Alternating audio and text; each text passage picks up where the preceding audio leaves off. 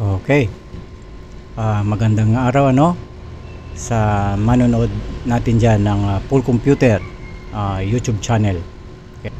Alam nyo dapat ninyo maintindihan yung kahalagahan ng basic sa computer, kasi mahirapan kayo kung paano mag troubleshoot ng inyong computer, Importante talaga yung basic.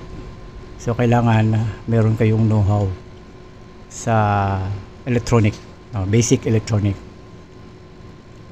So ganito 'yan, kasi hindi naman talaga lahat ng tao mahilig sa Pero alam nyo, kailangan natin ng computer.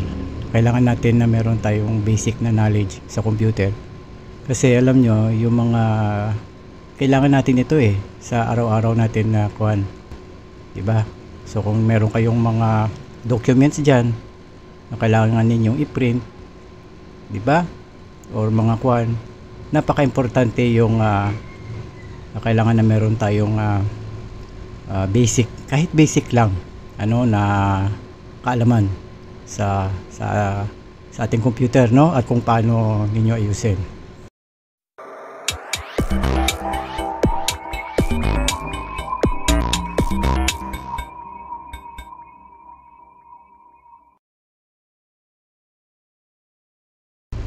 Kung gusto mo maghanap ng content dito sa aking channel, ay kailangan mo ng computer.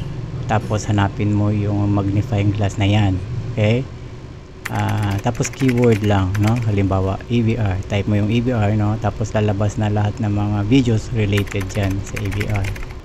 Dito sa ating channel meron din akong ginawang channel playlist link para madali ninyong makita yung hinahanap ninyong topic or content. Okay? Ngayon, kung gusto niyo maghanap ng product or item sa ating online store, Paul PC Shop, ay punta kayo doon sa may Google browser, i-type niyo shopple.co. Okay, walang M tapos /Paul PC Shop. Tapos doon sa bandang ayan, meron kayo makikita na magnifying glass. So kailangan nakakuan siya yung nakalagay everything. Ayan, para lahat ng mga item diyan, mga products. Tapos i-type niyo halimbawa keyword lang, power supply. Tapos lalabas na lahat ng mga products or mga item. Okay, so ganun lang. Tapos punta kayo doon sa may ayan, cancel, para bumalik siya sa main menu. Ang ginawa nating video pa lang ngayon ay magkaiba ito doon sa madalas kong ina-upload na mga video, kasi tuturo ko dito sa inyo kung paano mag-troubleshoot ng inyong computer. Okay? Pero syempre base lang sa mga ko, sa mga napagdaanan, na mga natutunan ko. Okay, so sana makatulong sa inyo.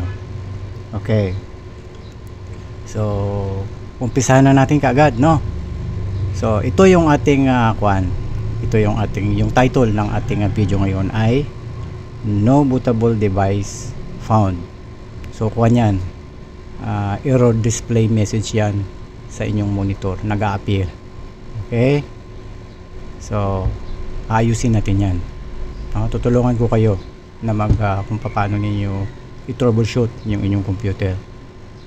Okay. So kapag nakita ninyo yung message na yan, error message na yan, sa inyong monitor ng inyong computer, ay huwag kayo kaagad kasi hindi ibig sabihin yan na totally sira na talaga yung computer nyo. Okay? Kasi merong iba na merong iba na pinapayos kaagad sa mga technician. Okay? So alam nyo, pagka nag-appear yung message na yan, pwedeng merong maluwag lang, maluwag lang dun sa data cable niya, or minsan merong nasisira na mga accessories na part. Okay, pero meron ding merong chance din na talagang kailangan niyo mag-replace ng hard drive. Okay, internal hard drive talaga. Okay, para ma-troubleshoot natin yung ating computer, or kung paano natin malaman kung ano yung problema, kailangan alamin muna natin kung ano yung yung display message na nakasulat, bootable device. Ano ibig sabihin ng bootable device? No? So, ibig sabihin ng bootable device, yan, hard drive, internal hard drive ng inyong computer kung saan naka-install yung operating system. So, ano yan? Windows, di ba? So, hindi ninyo makikita yung mga bootable, yung booting system, hindi niyo makikita sa mga ordinaryo na mga applications lang or program. Okay? Nasa base operating system yan. Nandyan yung mga boot file. So, yung ating computer, kailangan siya mag-boot ng Windows. No? Ngayon, ang kailangan ng Windows, kailangan niya ng mga boot file, or ito yung tinatawag natin na system files, no? Tsaka yung mga drivers para dun sa mga drivers ninyo, mga drivers na mga devices na nakakabit sa inyong computer. Okay, so kailangan niya yan para mag-load yung Windows. Okay, mag-load yung inyong mag-open yung inyong base operating system ninyo. So ganito na lang, kung mayroong problema physically, mayroong damage sa inyong hard disk or sa connection niya, no? Or kung mayroon naman din problema mismo sa program sa Windows ninyo, ilalabas din yung error message na yan. Okay? Okay. So, ihanda na ang inyong ballpen at papel, kasi dito sa ginawa kong video, ituturo ko sa inyo kung ano yung 4 na dahilan kung bakit lumalabas yung error message na yan, na no bootable device found, syempre para maiwasan ninyo na mangyari sa inyong computer. Okay ba yun? So, number 1, low bat CMOS battery. Okay.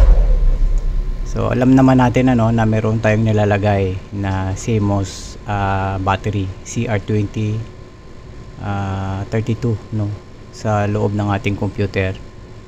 So alam niyo kasi ninyo, pagtagal nalulobat din yan. Okay? So kapag nalubat yung CMOS battery doon sa ating computer, ay yung settings niya ay doon sa CMOS ay bumabalik sa default. Okay, supposedly kasi yung ating internal hard disk sa ating computer dapat nasa unahan yan sa boot priority ng natin CMOS.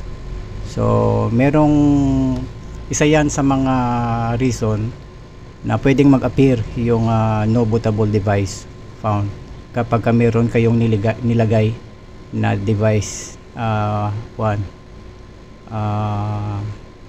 DVD or something, so may isa yan sa mga dahilan na nag-a-appear. Okay, kasi dapat kapag nag-turn on tayo ng ating computer, kailangan yung nasa unahan, yung first na boot priority niya ay yung internal hard disk ninyo. So isa ito sa mga dahilan kung bakit lumalabas. So kailangan ninyo bumili ng yung magandang klase na CMOS battery. Okay, yung may pangalan talaga. Yung maganda yung merong brand name.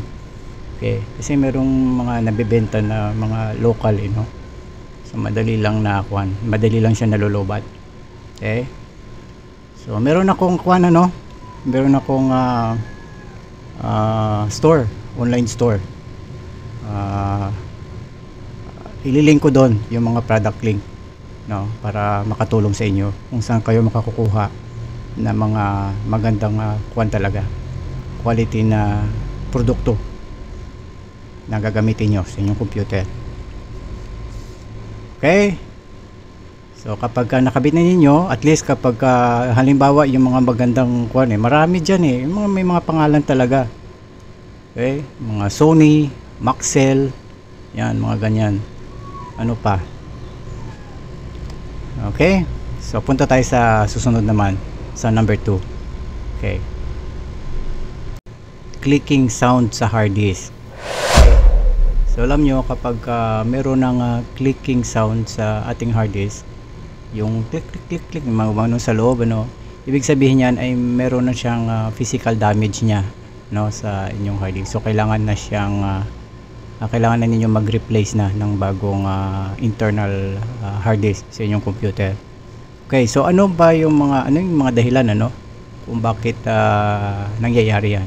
Okay, so yung kadalasan nababagsak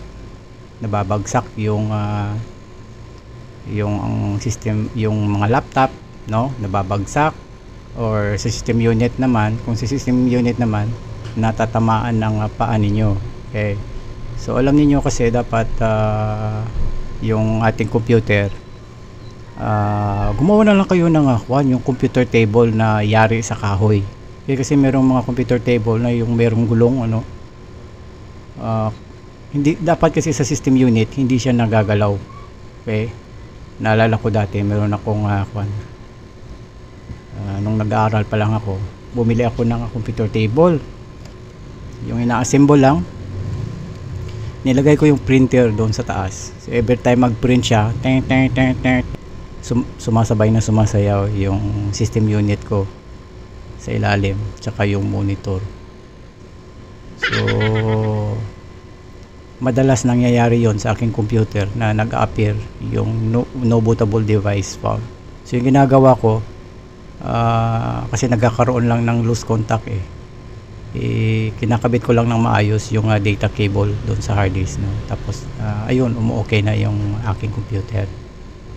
Okay, yung isang dahilan naman kaya lumalabas yung no bootable device found na yan ay dahil sa improper shutdown ng inyong computer. Okay, yung namamatay bigla yung inyong computer. So yan usually brownouts. Okay, so alam nyo yung nangyayaring brownouts, alam nyo, number 1 yan na nakakasira sa ating computer. Yung tatamaan yan talaga yung internal hard disk ng ating computer, maging yung mga ginagamit natin na mga storage device. So ano yung solusyon dyan? Alam nyo, paulit-ulit ko marami ako yata ginawa dito tungkol sa UPS. Yung magkabit kayo ng UPS sa inyong computer. Okay, kasi yung UPS yan yung number 1 na magpoprotekta sa lahat ng inyong storage device. Number 1 yung internal storage doon sa inyong computer. Okay, so may iwasan ninyo na mangyari yan. May iwasan ninyong masira yung inyong internal hard disk sa inyong computer. Okay, may iwasan ninyo na lumabas yan, yung no bootable device found. Okay, punta naman tayo sa susunod number 3, defective or loose contact SATA data cable. Okay, so buti lang sana kung loose contact lang or maluwag, kasi pwede natin ikabit ulit, gagana na. So pwedeng natamaan ninyo ng tuhod ninyo yung inyong system unit, or pwedeng nabagsak ninyo yung inyong laptop dyan. Okay, so pag-usapan natin yung tungkol sa yung defective talaga na data cable.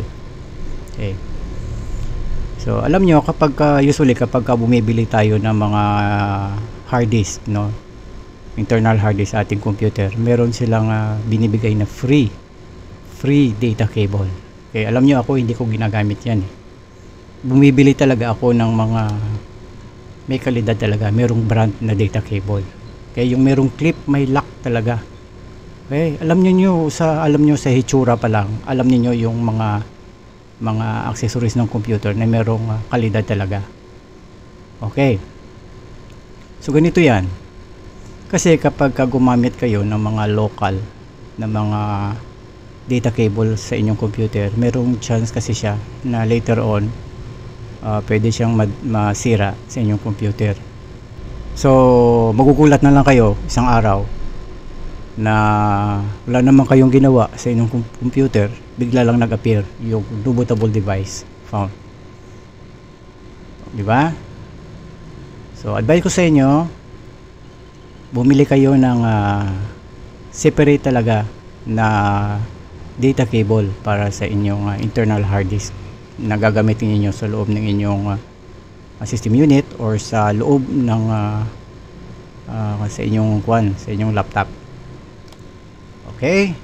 So isa yan sa mga dahilan kung bakit lumalabas yung error message doon sa ating computer na no bootable device found. Kasi gumagamit tayo ng mga data cable na mga local. Doon naman tayo sa next, number 4. Number 4, no, corrupted Windows OS. Okay. Alam ba ninyo na every time na nagkakaroon ng improper shutdown sa ating computer, halimbawa biglang nag-brown out, no, namamatay yung inyong computer, isa rin yan sa dahilan na nakukorrupt yung ating Windows. Okay? So tapos yung isa din na dahilan na nakukorrupt, no, ay kapag yung boot file or system file ng Windows ay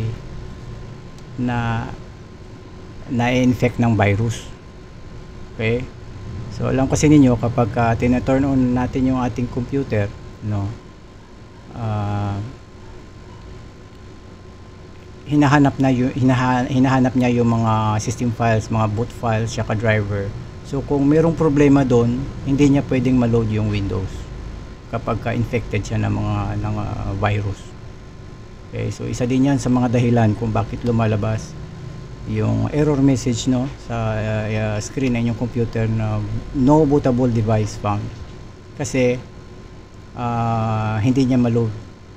Merong problema sa mismong natin. Meron siya nakitang problema doon sa mismong base operating system natin. Okay?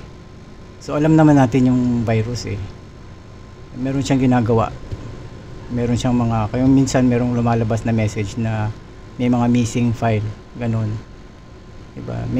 Minsan may lumalabas na mga missing, hindi niya ma-load yung Windows. Pero darating din yung may mga time din na wala na, no bootable device na kagad kapag yung boot system na talaga yung tinamaan ng virus. Okay? So ang solution dyan ay maglagay kayo ng mga antivirus sa inyong computer, no, anti-malware, antivirus, defender. Yan, tapos update niyo yung virus definition niya, pinaka-latest, para walang makapasok na mga virus sa inyong computer. Okay, ayos. So dito na nagtatapos itong ating ginawang video. So yung gawin niyo yung unahin niyo yung sakaling mag-appear yung no bootable device found, yung unahin niyo yung try niyo muna na ikabit ng maayos yung yung data cable niya, kasi baka maluwag lang, check niyo one by one. Tapos kung gumana ulit yung computer, edi okay siya, Halimbawa naman na ganun pa rin, nandun pa rin yung no bootable device found, try naman ninyo replace ng talaga yung data cable na yung magandang klase. Okay? Yung merong kalidad talaga. Tapos kung ganun pa rin, edi yun na yung time na mag-replace na kayo ng bagong internal hard disk, kasi malamang yung meron ng clicking sound doon sa hard disk, sa internal storage ng inyong computer. no? So sana nakatulong itong ginawa nating video ngayon, ano? Doon sa mga baguhan lang na nakapanood nito, ay tapos sa tingin mo kailangan mo, no? Yung mga ginagawa nating content, no? Paki-subscribe naman. Subscribe. Yung subscribe button dyan, no? Saka yung notification bell, no? Para tuwing meron tayong ina-upload na video ay na ka dyan, na notify ka dyan, no? Okay, so hanggang sa susunod naman natin na gagawing video. Bye bye.